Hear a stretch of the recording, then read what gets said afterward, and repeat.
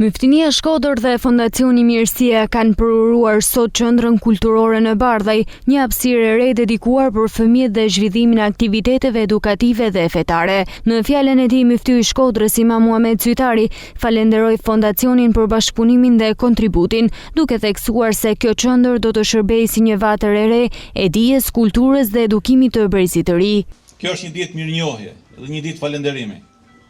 Një ditë për të pa veten në sy dhe për të thënë elhamdulillah për mirësinë e udhëzimit, elhamdulillah për mirësinë e lirisë dhe elhamdulillah për mirësinë e kësaj vllaznie të shenjtë islame që na bën të lidhun me muslimanët e mbar botës kudo që të jenë. Njerëz që ndoshta nuk i kemi pa dhe nuk kemi takuar asnjëherë, por që vinë dhe japin nga pasunia e tyre që fëmijët tanë të kenë një mundësi më shumë, sepse kontributet e Fondacionit Mirësia që i nderuari Korapkaja drejton, kontributet e këtij fondacioni në këto 15 vite të fundit, a 20 vite të fundit, janë të panumërta në qytetin e Shkodrës. Ju të dashur fëmijë dhe prindtuj, nga dita e sotme, keni një hapësinë më shumë, keni një klasë më shumë, keni një qendër kulturore më shumë,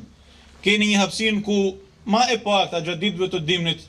do të jeni aty në një ambient shumë të këndshëm, të ngrohtë, do të shihni një film, do të dëgjoni një ligjërat, do të bani detyrat, do të keni mundësi me marrë një mësim më shumë, edhe prindët tuaj do të jenë shumë të gëzuar dhe të lumtur që fëmijët e tyre janë në durë të sigurta.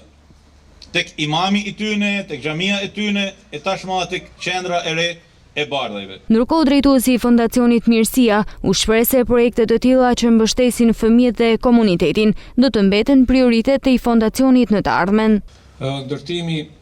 i qendrës shëndetësore për krah xhamive është shërbim më i mirë që i bëjmë ne për brezin e ardhshëm.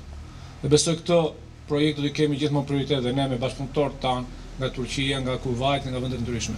Këtë projekt e kam bërë me donacione